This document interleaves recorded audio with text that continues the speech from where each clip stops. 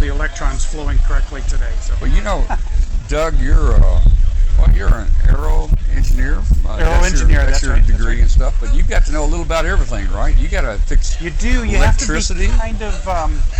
Yeah, you have to be able to know a little bit about cooling systems, heat transfer, electricity, flow of power, and distribution of power, and things like that. So You left out plumbing. plumbing.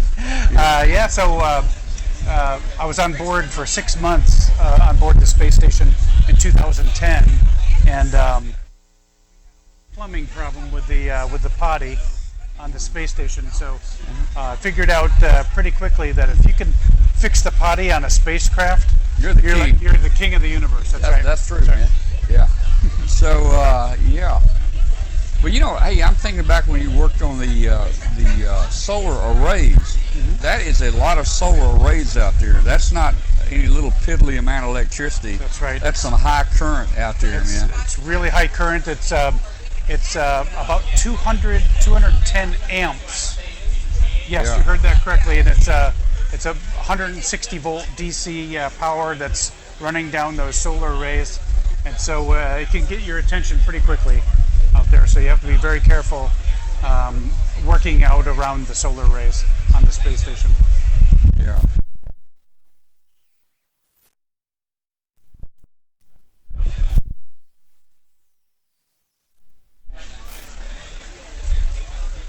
We're probably going to get hot here. Okay, that's Probably all going to right. get a little hot. They're saying. So this will remind me of our thermal control issues on the This is space when station. your air conditioner went out, man. Now that was a pretty long spacewalk for you, I think, when you did the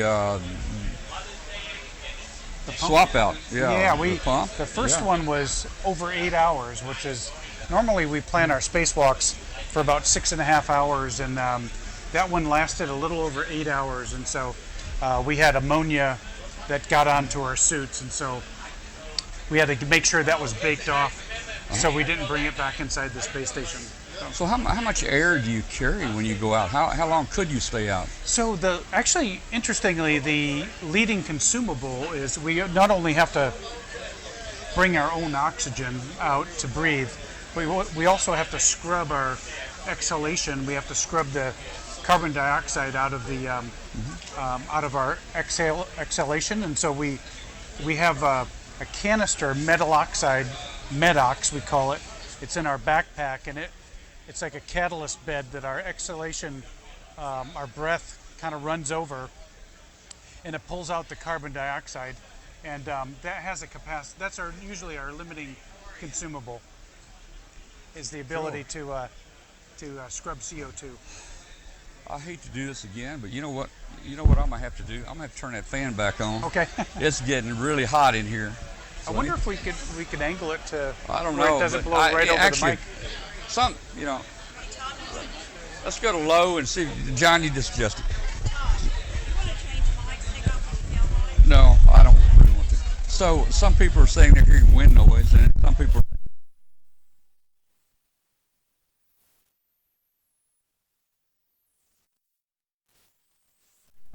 All right. Well, we'll get this back on track. So you've got some bad days on the space station, and where a lot of things go wrong. And do you ever really? Now you're trained and you're ready for this. You don't ever panic, right? Everything, just keep your calm, and we'll work through this. It's very interesting you say that, because most everything we try to train for any kind of contingency on this.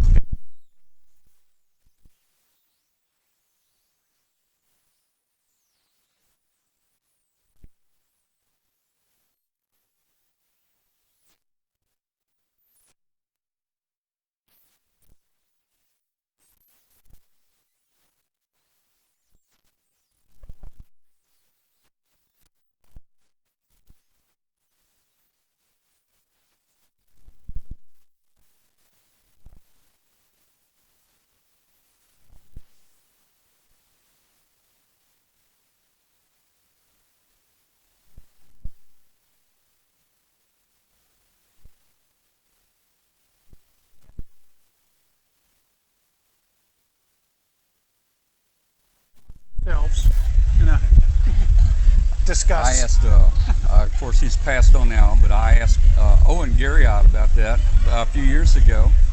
Owen, of course, is a scientist, and I was trying to make a joke with him. Owen, how do you know if that thing's not working right? That filter. And boy, he gave me 7 steps of what you guys do to make sure it's drinkable. Yeah. He really went through it there. Yeah. So, a lot of people in here, and a lot of people that came by here, know you as a person they worked by ham radio when you went up. And you really, there's just been a few hams that really spent a lot of time on here, and you did. I did. It became a pastime for me, really. I before I went, I was going to be the commander of the space station, and I was going to be up there for 6 months. And so they asked me early on, they said, would you like to get your ham radio license? And I said, I actually, at that time, I didn't know there was a ham radio in the station. They said, oh yeah, we have a ham radio, and we use it for emergency communication if in fact the space station is tumbling and we can't point our antennas to the satellites. We have line of sight to the Earth through a ham radio. And so I said, well, since I'm going to be commander, I want to make sure I have the capability to use any kind of source of comm. So I went through the training and took my entry-level kind of certification in the ham radio, got my license, got to the space station. I was there for maybe a week and a half, and I thought to myself, I should go pick up that ham radio and see if I can raise anybody down there on the Earth, on that blue planet. So you're fixing to make your very first contact now, aren't you? That's right. First contacts are always very memorable, Absolutely. So we were coming over. As I remember, it was a descending, what we call a descending node. The space station is in a 51.6 degree orbit inclination to the equator. So we're orbiting the Earth you're looking at the Earth like a beach ball. You take a hula hoop, you turn it up about 51.6 degrees from the equator, and so we orbit the Earth that way. And of course the Earth is rotating as well, so we actually map out most of the inhabitable part of the Earth. And so we had a descending node coming in the U.S. airspace around Seattle, and kind of coming out down around Houston. And so I thought I should just pick up that radio and see if I can reach anybody. And I put a YouTube together because I had my notepad, and I just said any station, space station, and it was like a barrage of hundreds of calls coming up. It was kind of like an alphabet soup, and I couldn't really pick up any one whole call sign. So I was kind of frozen in my first contacts do that to you. Yeah, I was kind of frozen. I didn't know, because I would hear numbers in different voices, but were you surprised? I was surprised shocked, that there were so many people wanting to talk to you. I was shocked, and so yeah. So I made that pass. I don't think I made one contact because I didn't know what I was doing, and so I called down to Houston once we got out of the airspace, and I talked to the guy that instructed me in ham radio, and he said all you need to do is pick out a couple of letters or numbers or a location, or some people use kind of funny phonetics with the alphabet, with the alphanumeric in their call sign. See if you could just pick out a piece of that and respond to that. And the ham radio community, I found, was extremely cordial. Mm-hmm. And so when I would pick out something, I'd hear just a bit, I would respond back to that. Everyone else would be silent, and that person would call me back. And so then we can make the full connection. Yeah. And then I'd open it up for others, and I'd call out a location. Or I heard Juliet 5 over, can say again, and they would come back with that. So it was a great fun, but it took a little bit of learning to how to make a proper contact. Yeah, I'm looking at the comments here. I think that's probably Rick in Memphis, w5kub is just reminding you your license is expiring. Yes. In June 6th. June 6th, I think. So we've got to get that renewed, and we've already talked about how to do that. And you're talking about unique names with phonetics. In the military, there's certain standard phonetics you would use, but sometimes catchy ones will catch you. For instance, I have a friend in Memphis that contacted you. WA4 Hot Friday Night. Hot Friday Night. I remember that. And when you heard that, that's all you heard. Hot Friday Night. That's right. I heard all this alphanumeric coming up, and I heard somebody say Hot Friday Night. So that caught my attention. And I remember a gentleman in Jonesboro, Arkansas, that called me, and I'm trying to think what I think it was Eddie, I think is his name. Yep. And I remember him saying, International Spaceship, this is Eddie from Jonesboro, Arkansas. Okay. And so it didn't have any alphanumeric in there, but I heard Eddie from Jonesboro, Arkansas. Eddie, if you're out there listening, great to talk to you again. Well, it was amazing, Doug. I've been a ham for 55 years, and a number of years ago, I got interested in satellite and IS. So I try to work in the IS, and people probably experience the same thing I do. You're not on all the time. Sometimes you're not ever on, but I tried for about a year. I never got them. And then when you got up there and I made a contact, it was like I couldn't miss. I talked to you 30 times that month. And I talked to you 3 times driving home from the truck. So after that, I said, I've done enough. Let's let other people do it. And I haven't been back on the satellite or the IS since then. But that last conversation I had with you, I think you were coming down, I think just within a couple days, and that's when we sent you to barbecue. And that's right. I was afraid that they wouldn't let you eat that barbecue, because it might be poisoned or something. So I had been in Memphis a handful of times in my life. I just remembered Corky's barbecue there. So we have a different kind of barbecue in Texas, and I know that North Carolina has their branded barbecue. And so I remember talking to Tom when I was on the station. He told me it's from Memphis, and so I said, you ever have that Corky's barbecue? He said, of course. And so he had it sent to Houston, and where we go into quarantine once we first get home. And so I landed in Kazakhstan. We flew all the way back to Houston, and I went into my room, and they said, hey, there's a package here from Memphis, and it was Corky's barbecue. So my first meal back on Earth was barbecue. Well, let me tell you, there was kind of a sinister reason for doing that when I asked you that, and I'm sure some of the Memphis guys are on here. In working satellite, there's a lot of satellite operators in Kansas City, and they were competing with the guys in Memphis, and they said they had better barbecue in Memphis. Memphis says we have better barbecue.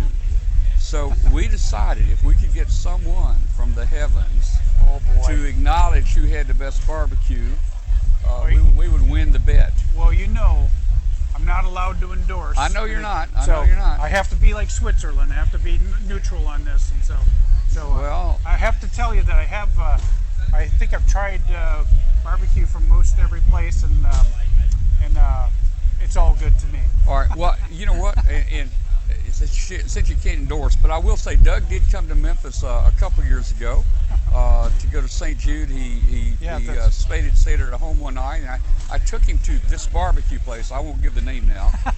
And Doug signed a nice picture and said the best barbecue on or off off the planet, I think. And let me tell you, they put that right next to Elvis Presley's picture in the restaurant there. That's awesome. All right, we'll see you. We'll see you again. That's awesome. That's awesome. I didn't bring you in. Maybe tomorrow. So that was kind of neat there. So we've had a lot of fun over the years with things like that, and you've really touched people's lives just in talking to them, signing autographs, getting on the show with us. Yeah. This is the 7th year Doug has been with us, and we are planning. We talked at lunch earlier. We're planning to try to get Doug down to Huntsville. Get Doug into Huntsville in August, and NASA's having a big anniversary celebration in Huntsville. So if you want to come to Huntsville Hamfest, you can also go out to the Space Center and see a lot of space stuff out there. Lots of great stuff there, and the Space and Rocket Center is there as well, where a lot of our kids go to space camp, and there's great museum pieces out there. They have a Saturn V rocket that's there as well. So.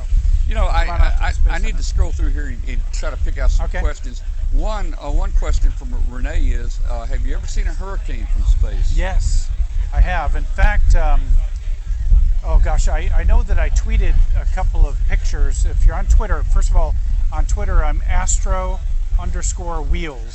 So I wish they called me Wheels because I was a fast runner or something, but it's because my last name is Wheelock. But if you look me up on Twitter, I know I've tweeted some pictures of hurricanes from space, or just put it in a search engine, Doug Wheelock hurricane photos from space. I'm sure you'll be able to find it. Here's like KN4NB, Colonel, your time in orbit. How much did the overfly effect change your view of the world? Yeah, so I was amazed, when I was a kid, I had my favorite planet was Pluto. Of course, then they downgraded it. Yeah, it's not a planet anymore, right? That's right. And so, but it didn't take me long, just a couple of days in space, looking out at our beautiful planet, that Earth is now my favorite planet. And so, it really kind of changes your perspective on how fragile we are, just kind of hanging in the balance in the vastness of space. And so it's a beautiful, beautiful planet that we live on. In fact, I thought to myself, had I grown up on Mars or something and been able to have a telescope and look and see this beautiful blue planet, how much more vivid my dreams would be to go to that place, our home planet Earth, than some other planet that I looked at when I was a kid up in upstate New York. We've got a person in the UK, M3XPY. Doug, will you say hello to my grandchildren? Alana and Amelia from Sunderland. Very nice to meet you guys. Down the road from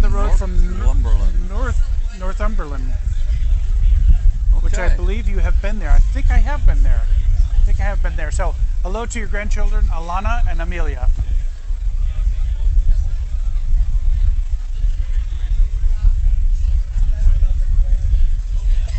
I'll see. And let's talk about the food. Man. Yeah, that looks delicious. I actually brought my own lunch today. That looks delicious. So here's Can you zoom in on this? Oatmeal with brown sugar. I was going to have this for breakfast, and then figured out this is actually space food, and that I actually brought back from space with me because I didn't eat it up there. But this is shrimp fried rice. So that's kind of what our food looks like in space, and so it's dehydrated in these packets, and we add hot or cold water and just kind of mix it up, let it rehydrate for about 10 minutes or so, and then you cut the plastic open and then you eat it, and it kind of tastes like warm or cold plastic, actually. Yeah. So not real super tasty, but that's what our food looks like. This is actually cornbread dressing. I love cornbread dressing. I love it, man. But that does not look that appetizing. So I actually landed on Thanksgiving Day in 2010, and so it was actually Thanksgiving Day in the U.S.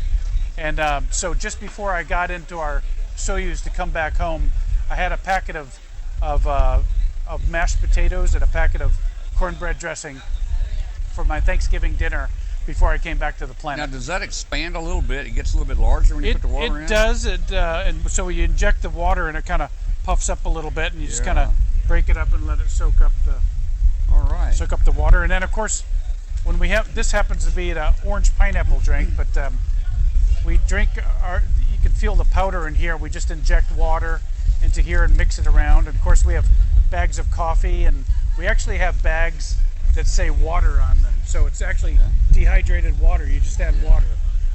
It's actually just an empty bag, and so we fill that up with a water spout. And we have this special straw in space that has a locking mechanism on it. And so because when you start sucking out of a straw, if you just pull it out of your mouth, it just comes out like a siphon because there's no gravity to pull it back into the bag. So a very important feature on here that you have the straw locked, you put the straw in your mouth, you unlock it, drink what you want to drink, lock it, and make sure all the liquid is out of this top part of the straw so it doesn't go floating around the space station. Now, if that water came out, would it be in little balls floating around? Yeah, it would float around. Can you kind of capture them? I mean, you can. It's got high surface tension, so it kind of usually glums together in a big ball, and it's kind of like slime, like on Nickelodeon when they get slime. When you can put your finger in there and it kind of like grabs onto the surface tension is so high that it just grabs onto whatever you put in there. So, or you What's could, some, if a ball of water is floating around the space station, you could just stick a straw inside of it. And drink suck it up, man. Yeah. Now, is there any danger water floating around like that, getting into equipment and things like that? Yeah, sure. Well, I mean, we have lots of laptops that are running on the space station. So, of course, we have to be very careful with the water because when it comes in contact with the wall or a computer or something, it just kind of sticks to it like slime, you know. So, you have to be really careful. It can short out equipment and things. So, can you drink milk in space? you can. Do you have any milk up there? We had dehydrated milk. We just added water to it. And I see one from Binghamton.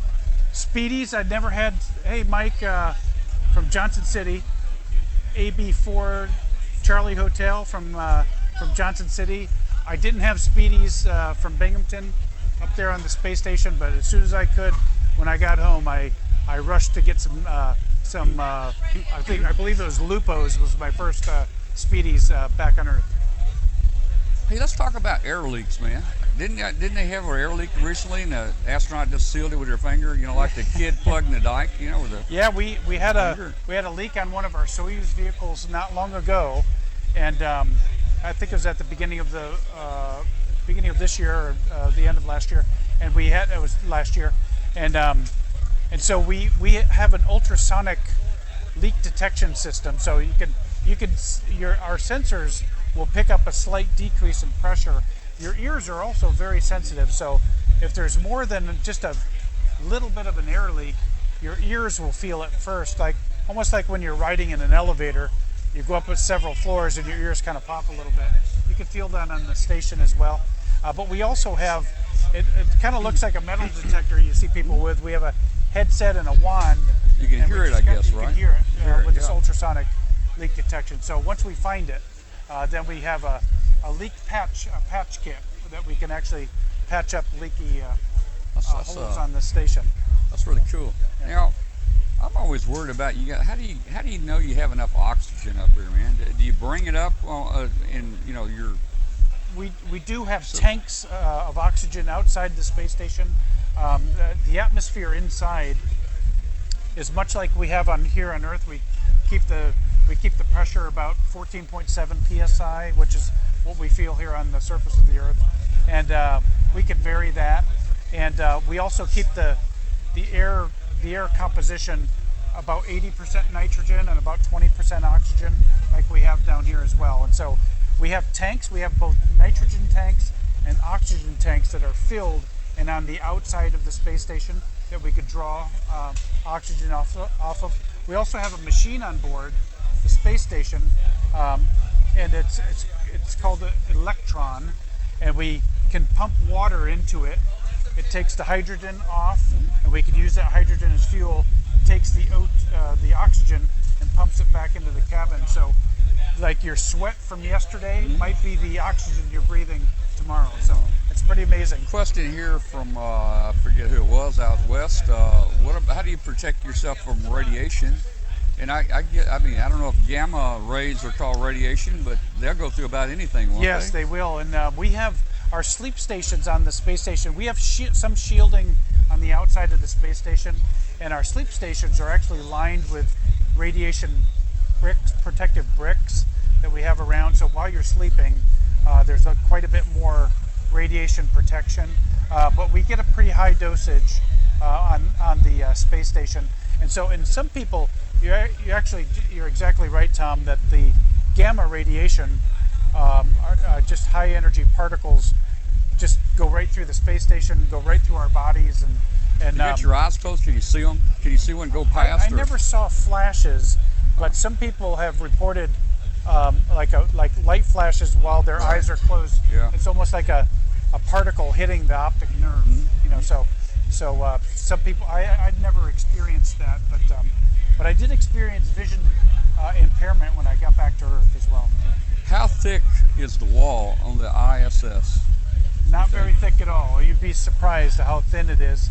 I would imagine because of the weight. I mean, there's a lot of weight up there you have to take up. Exactly. And on not only the hull, I mean, the hull has got, but it's millimeters of thickness. It's not really several inches of what you'd want, but so it's just a few millimeters of thickness. But then on the outside of the space station, we also have a protective, we call it MMOD. It's micrometeor object, it's shielding that we used for micrometeor debris, orbital debris. And so we put that shielding on the outside of the space station as well. In some areas, we actually have blankets as well. They're like a Kevlar kind of material that provides some additional cushion to high energy particles. So another question, what man-made type things can you see from space? So you can see... Can you see buildings like in New York or anything? Yeah, you can. The cities, we do have lots of cameras with lenses, and so a lot of these photos that you see coming back on Twitter or something, that the astronauts send out, they're with big zoom lenses, but with the naked eye, you can make out cities just as a discoloration from space. So the concrete jungle, we say, the metal and concrete of a major city just kind of appears gray on the landscape from space. And so you can see the blue of the water and the green of the forests, and you can actually see fall, autumn colors in the trees and everything from space. And so man-made stuff, you can see like linear features like roads and things like that. So, but you need a zoom lens or a telescope or binoculars to really make out fine detail. Where does the human waste go? I know you don't just put it out a pipe out into space, right? We don't. We don't dump it into space, but we take. Well, first of all, let's say number one. We actually.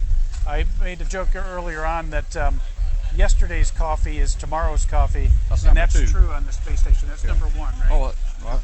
But number two. Oh yeah, number two. Did I get that right? Gosh, I hope I got that right. You got it right. I'm sure you get it right. So the other waste, including our trash, we pack inside of these vehicles, resupply vehicles that come up, and when they go home, they have no heat shield, so they burn up in the atmosphere, and so we burn up all of our trash. It burns up upon re-entry, and nothing left of it when it comes back to Earth.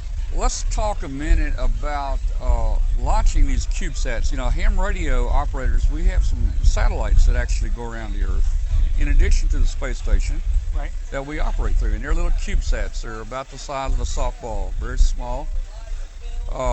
And I guess they're taken up with different platforms or whatever. But I think the space station also maybe launches some at some time. Do y'all have like a gun or a chute or something that spring-loaded? It's kind of like a tube launcher. It really is. It's we have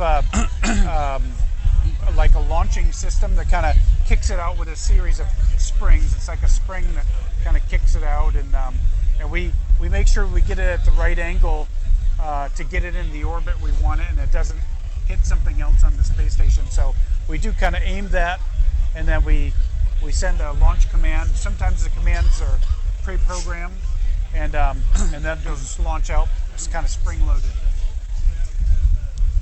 Okay. Let's see. There have been different. It's been like a roller coaster. A lot of ham radio operation from the space station, and then maybe none for a while. I guess it depends on the crew and what they want to do. That's and true. you do this in your spare time. You do it in your off time. That's right. And we do have scheduled contacts with scouting clubs, and schools, and things like that. Any kind of like educational outreach. We do have those scripted contacts. Otherwise, the use of the ham radio is really in the free time that you have. Right. So post-sleep, pre-sleep, and then during the weekends. And so I would, whenever my work was done, that's when, if we were passing over the U.S. and I didn't answer, it's because it's probably during the working day on the space station. In fact, on the space station, we work the crew according to GMT, which some folks call Zulu time, but it's Greenwich Mean Time. And so the crew gets up at 6 o'clock Greenwich and goes to work at about 7:30 Greenwich, And so when you could calculate, those are the times that they would be able to get on the radio in the morning.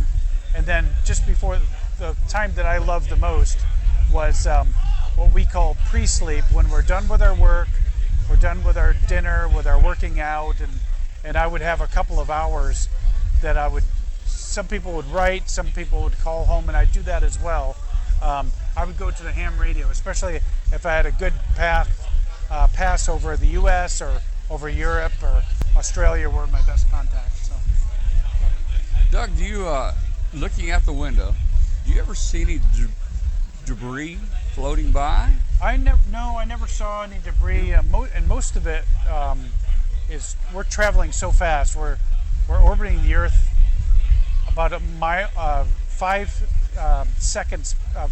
miles per second. Yeah. So it's pretty quick, 17,500 miles per hour. So we're traveling pretty quick. So the chances of seeing anything, unless it was floating outside going the same velocities that we were going.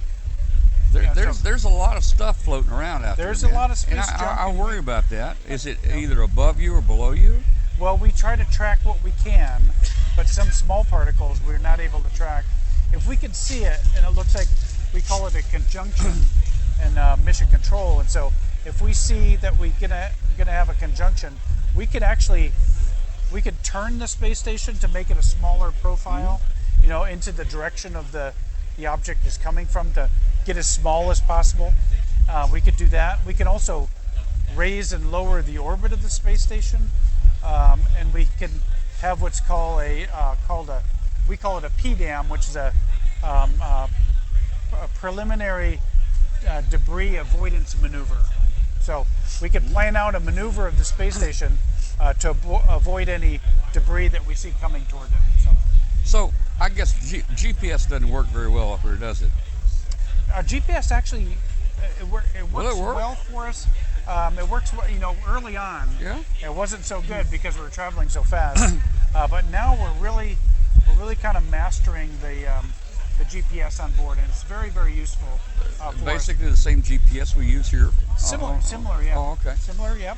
I saw where one of the phone companies had just got approval from the FCC to launch something like 2,000 satellites, low orbit, for I don't know, the new 5G or cell phones or something. They'll be low orbit. Now I don't know how low. You guys your orbit's about what, a couple hundred? A couple hundred miles, 200 to 250 miles, and so we're considered in LEO, which is low Earth orbit as well. So. Okay. Here's a question I know I've seen a lot of pilots can't answer or shouldn't answer because it gets them grounded and sent to the loony house, right? But have you ever seen a UFO? Now, a UFO, that's just I could neither confirm nor deny that can't I never did. Deny. I never did, but I'll have to tell you a funny story on my very first spacewalk, because I was being out on a spacewalk. You have this visor that gives you just a panoramic view of just outer space, and so you're just beyond that visor is the vacuum of space. And I remember the sun we'd gone into eclipse, and so it was darkness, and I could see some lights on the Earth, of course, and I was on the top part of the space station truss, and I saw like a flash of light out of the corner of my eye, and I thought to myself, if I look over there and there's an alien there, I'm gonna freak out, which is step one. You don't freak out. Don't freak out, right? So I looked over there, and what it was a shooting star, a meteor, going through our atmosphere below my feet, and I could see that it kind of careening in through our atmosphere, leaving what looked like a stardust trail behind it, and it was amazing. But it's really bright, and seeing it underneath you is quite an amazing experience as well. So talking about seeing lights and things on Earth, North Korea, they have almost no lights. Do you notice that when you're flying? South Korea should be lit up like a Christmas tree. And the north is very dark. Can you tell the difference? You do see areas, and you also see the difference in colors of lights as well. You could see at night. You could see clearly the shorelines, of course. Just you could pick out. In fact, you could pick out a particular country. Let's use like the Italy, the country of Italy. So it kind of looks like a boot when you look at it on a map, and from space, you could see the outline of the shoreline. It just looks like see maybe the Rock of Gibraltar or something down there. Yeah, it looks like the Iberian Peninsula by Portugal and Spain, and down by Gibraltar is very well lit along the coastline. Of course, the oceans are dark, at night mostly, and you can also see mountain ranges. Another interesting feature that I noticed is Mount Vesuvius, right around the city of Naples in Italy. That's, of course, the volcano that erupted that buried the ancient city of Pompeii. And you could see very clearly from space the outline of all of our towns and villages. And then there's this big open dark spot, a round circle, and it's the dormant volcano of Vesuvius. And so it's pretty interesting. I thought like, gosh, we build awful close to that dormant volcano, but you could really see the boundaries where we live and where the water is outlined in our lights of our cities and towns. So. I want to jump on another subject just for a second and just let everybody out there know, and we've got video of this. Doug launched one of our balloons today, w5kub-3. If you go to our website, w5kub-3, click balloon, there's a link there you can track our balloons. Although that's tracking our balloon number 2, which is over the Western Sahara right now. We launched balloon 3 today, so you can go up in APRS and change the -2 to -3. Hey John, can you give us a location where we are right now? Where are we? Where? We're a few miles east of Columbus. East of Columbus. It's traveling at 23 miles per hour. Okay. And it's at 27,000. Okay. All right. We're at 27,000 feet, but we're only traveling 23 miles an hour. Guys, you ought to watch this. Now, let me tell you about this guy right here. We picked him to launch because he has the experience. So we get out there to launch. There's a lot of pressure. It's pressure me. So Doug launches our balloon, and this thing has a very slow takeoff, right? I mean, it's plus we had about a 30-mile-an-hour wind going sideways. So Doug lets it go, and it hangs up on a trailer out there. So we go get the balloon, and then we bring it back. And Bill, WBAELK, who's the master of all high altitude balloons, gives us a little bit more instructions. He says, Doug, you got to run with it. So Doug has the balloon, and he's running with it, and then he lets it go, and it's just slowly moving. And boy, the wind's taking it out this way. And what did we hit first? I mean, it started to dip, and we're like, oh no. And then it went almost straight up. It almost went straight up, and then it hit a power line. Yeah, it wrapped around a power line. Wrapped around a power line, but then it dragged it over the top, and it went. So yeah, and so we're up at 27,000 feet now. We're traveling at 23 miles an hour. And if you'd ran just a couple miles an hour just faster, east of Columbus, Ohio. So OH to all my Ohio. That's right. Ohio State fans. So go to aprs.fi. And you can put in w5kub-3, and you can see the balloon that Doug launched. We're going to attempt to make it all the way around the world with this balloon, and we think we'll have good luck because we had an astronaut launch it. So yeah, that's the deal. There's a little bit of drama getting it launched, but we got it up in the air, and it's gone now. So we'll keep. We had a lot of fun with that.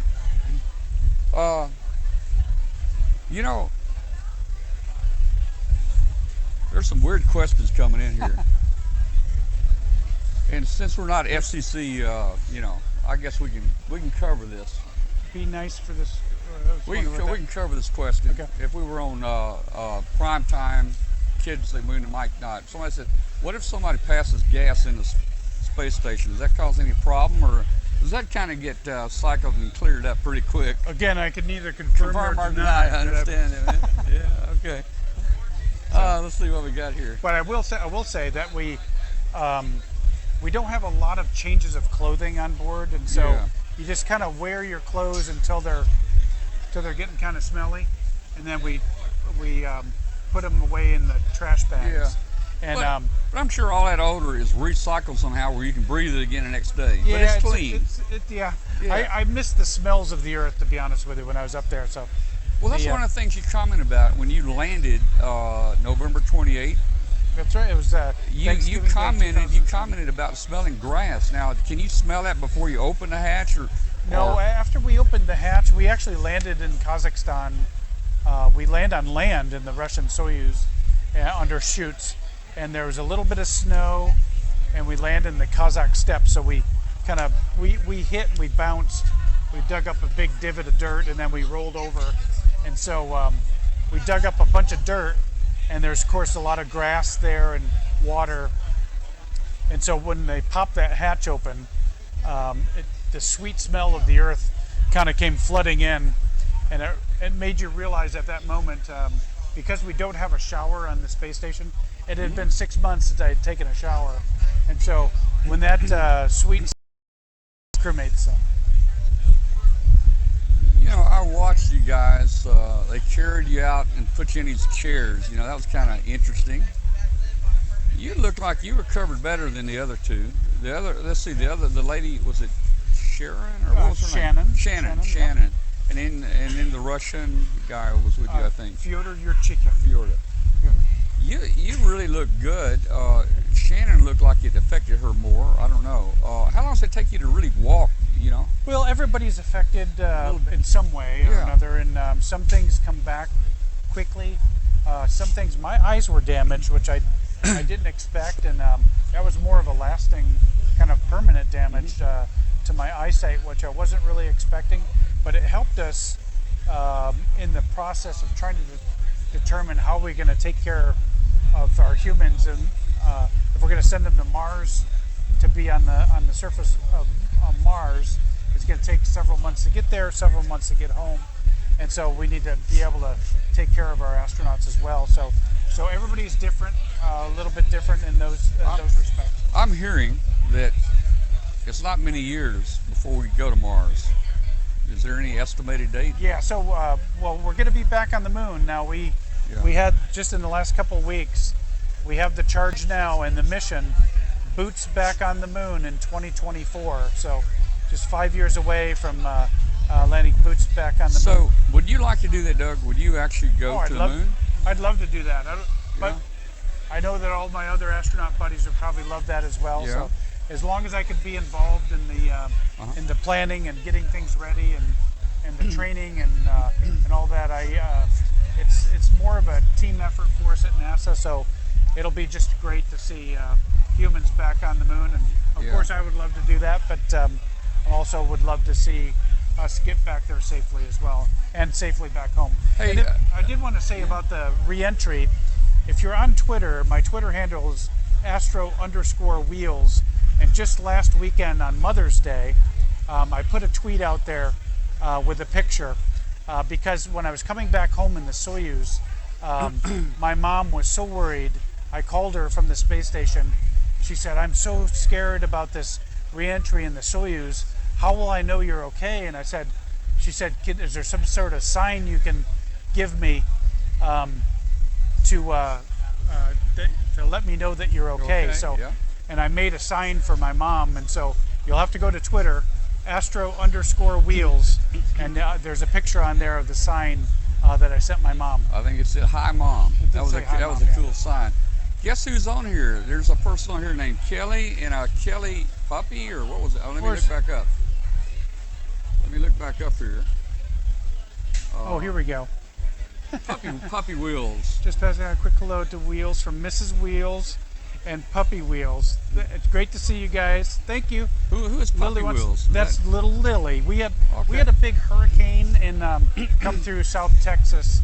It was Hurricane Harvey in 2017. It was in August of 2017, and so we rescued Lily. Lily was abandoned in the city of Beaumont from after that hurricane, and so we rescued Lily, and in a way she sort of rescued us as well. So now she's part of our family, and so she's up in Medina, Ohio, up near Cleveland, waiting for me to get back home.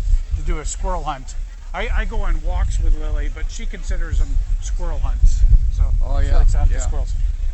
You know, I don't think anybody from NASA is probably watching right now, and I've nailed Doug down on this a couple of times. We're planning a special live show from the space station, and Doug has agreed that when he gets up here again, on our show, we'll have the first live ham radio show from space. Now, They'll send me back, so that way. that way they'll send you back, it was, right? It was kind of a contract where it's like, now I have you contact NASA and say like, Yeah. hey, we got to get this guy back up there. So if They I wouldn't- promise you, if I they- get back up there, I'm gonna beat my old record in 2010 for the number of contacts. Man, you made a lot of contacts, lots of contacts there. Oh, let's see, man, what else? What else should we talk? Any other questions we missed here in the chat room? Oh, do you brush your teeth on the? How do you brush Yes. your teeth? So water's kind of floating around. So what we do we don't have a shower. So what we do to kind of bathe, we have a washcloth and a towel, and I put a little bit of like a bag of water like this. Just kind of squeeze it into that washcloth, kind of mash it in. Then we have rinseless soap and shampoo, and we just kind of take a towel bath up there. And to brush our teeth, we actually use a towel as well, and normal toothpaste. I'd get a little bit of water and I'd put it on my toothbrush. I brush my teeth, and then kind of, you can either spit the toothpaste out. I'm not particularly fond of toothpaste, but in space, you can either spit it into the towel or you can swallow it and just wash it down with water. And so Well, you think I NASA did a would little figure bit. out a way to make it a food where you can swallow it? You know, Yeah. that would save a couple. That's a good- maybe turn yeah. that in as a suggestion. that's a suggestion. Yeah. Make it taste like I don't know, pizza or And something. Like that. have some calories in it, and make Yeah. it, where you swallow it and it becomes food and toothpaste. So, and a lot of things that are developed from space actually become products on Earth. So Absolutely. we're yeah. looking forward to having edible food toothpaste down here someday. I know for our doggy, our little dog Lily, we have peanut butter flavored toothpaste. So maybe we should take that to the space station as well. A little more palatable. Do we have any idea what the expected life expectancy is of the IS? I know it's getting old. It's we've extended the life of the station and it's still going strong, but we are seeing, it's just like any other piece of hardware, a car or an old truck or something. It's things start wearing out. So there have been some things on the space station that have really surprised us and how long it's lasted. Some things were designed to last 5 years and they've lasted 15 years, and still going. So we're actually learning a lot by the space station aging as well. We're learning a lot about systems, how we can optimize our systems in space. And so it's actually a very good thing. Right now we're extended to 2024, 2025 on the life of the station. We're anticipating it extended beyond that. And I would say in the next couple of years, be looking for them to officially extend the station probably out to 2028, maybe even 2030, as we make these different upgrades. And because when things break, it's not just replacing the item. We actually learn in strength of materials, how to design better pumps, better, stronger materials and more reliable hardware as well. So it's actually helping our engineering and manufacturing here on Earth as well. Well, I think it can last a long time. You look at our aircraft like our B-52s that yeah. have been around for many years. You just keep kind of upgrading, and That's right. they'll keep serving us. Absolutely. Oh, let's see. Have you Annie Wilson? No. I saw something about earlier. Have you ever worn a kilt? Ever worn a kilt? I think there's a joke here. How about wearing a kilt in zero gravity? Oh. That might be bad. Yeah, if you're doing it properly, that would not be a good look for me, probably. I wouldn't. I wouldn't want to be on camera wearing that kilt, I don't think. Have you ever snuck anything? Well, you probably can't deny or I can confirm. neither confirm nor deny. One of the Sneaking anything into one of the space. Gemini astronauts maybe snuck a salami sandwich on Yeah, it board. was a corned beef sandwich. It was John Young, actually. And All right. of course, he got in trouble, but then he walked on the moon. Yeah. What are you in gonna do? Apollo 16. So What are you gonna do if somebody walks on the moon, man, and took a sandwich with you? You gonna that's right. fire him? I mean, I don't think so. And then he, of course, John Young was the commander of the very first space shuttle mission as well. Yeah. And talking about ham radio, Owen Garriott was the first ham to take ham radio into space. He took it up in the space shuttle. I remember the day he went up with it. I actually heard him. I was unable to work him. But back then, we had a NASA channel on cable that actually showed the plot of the space station, or the shuttle and everything. And I could see it. I mean, it came over like Houston, and I started hearing him. And of course, I had a vertical antenna. A vertical antenna is good for anything perpendicular to it. It's not good off the top. Yeah. So I heard him calling from Houston up. He came to Memphis, and then I lost him. He was right over us, and then he went on over New York, and I heard him, and that was it. But he carried the first radio, That's cool. and since then, through various programs, of course, the ham radio has been installed now on the space station. Right. They want me to taste some of the food. I won't taste it. No. You sure you don't want? No, Are you hungry? That's shrimp no. fried rice. No, Here I- we got oat cereal. Hey, chicken and dressing is one of my favorite meals. But I don't know I if think you asked about milk. Yeah, is that milk? There's cereal with milk on it. So I don't know if you can Cereal. see that. That's milk. comes with its own powdered milk there. So Okay. Cereal. What's the blue dots mean? so the blue dots are actually That's Velcro. Yeah, I see Everything's that now. floating around in space, and so we have Velcro everywhere on the stick to you, space station. So you can put your Velcro. We actually wear shorts and trousers that have Velcro strips on them, so you can actually It's actually put your lunch on your leg or on the wall. It's actually as you're- sticking as to you're me. Look at working. there. Yeah, there you go. It'll stick here. All right. Well, guys, hey, I know that everybody's getting interested in Hambot. They're wanting some more prizes to give out. Doug, you can meet and talk to some more people, and we want you to also give some prizes out with Hambot with Kathy. Okay, I can do that. We're gonna go ahead and we'll go ahead and terminate this little talk we had, and Yeah, it's it's been nice very, talking to very everybody. enjoyable. Yeah. Okay, Alana and Amelia, I have a signed photo from you. Oh, no, if they want a signed photo, I will pay the postage. I'm good on QRZ. I tell you what, well, You don't have to. Well, we might open this up to 5,000 people here. Let's see, who is that? Hey, M3XPY, just contact me in email. Contact me in email, and we'll talk about seeing about getting you something there. Absolutely. Okay, guys, we're gonna take a break here, and I'll take get care of the back. postage, by the And way. We're gonna get back to everything here and give some prizes away and have a good time.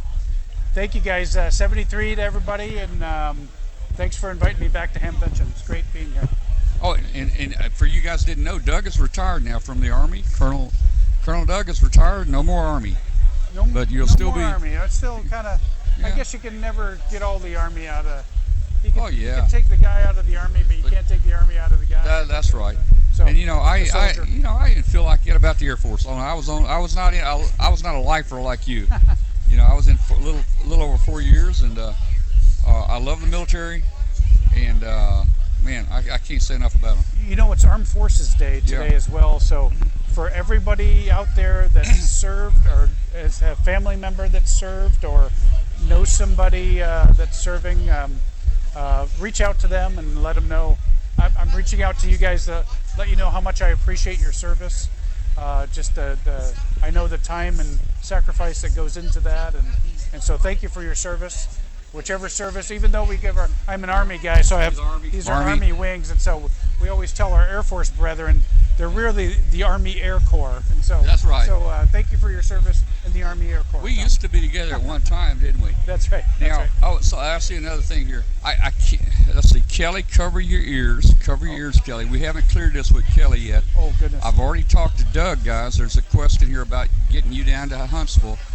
So I've already talked to Doug. We're going to try to get Doug down to the Huntsville Ham Fest because that is at the same time as some big NASA anniversary at the Space Center there. So Yeah, so everybody out there, of course, everybody knows that this July is the 50th anniversary of the moon landing. And so lots of, if you're near a NASA center, and we have 10 major NASA centers throughout the U.S., every center will be having different celebrations and festivities going on around in July around the anniversary of the moon landing. So to include here in Ohio, of course, w5kub, where Neil Armstrong was from, we'll have different festivities as well as all the way through the state of Ohio as well. So great talking to everybody, and everybody be safe out there. It's great talking to you, and I hope to talk to you soon. all right, let's try to find some cool air somewhere. Okay. And get a cool drink and talk to some people, sign some pictures, Great. have fun, have some fun, and get some prizes away. Great. Thank you, guys.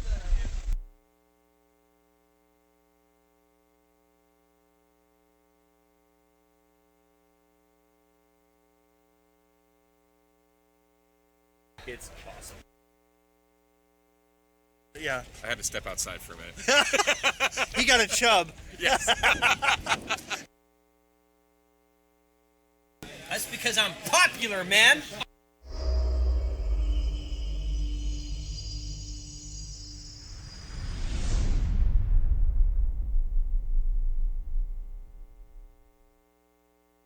Gordon, it's rolling. What a pleasure to see you, sir. Good to see you. How you Wow. doing? What? We're fine. The rain has stopped. The weather is going to be great. Hamvention 2019, a big success. Gigapart's the best. Yeah, How'd I do? good. I mean, it's not every day that you got the camera rolling here showing everybody Dayton and Gordon. yeah. This is the legend right here. So I just wanted to say welcome back to Dayton and hello again, Mr. Gordon. Well, thank you, and Barry 73 to all your viewers.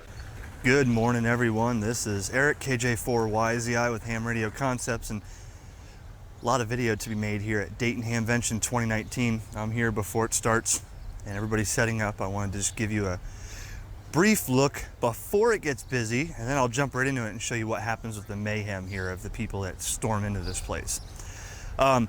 So I'll try to give you a layout of how this place is set up and what you might see. We'll walk by some of the vendors while they're closed.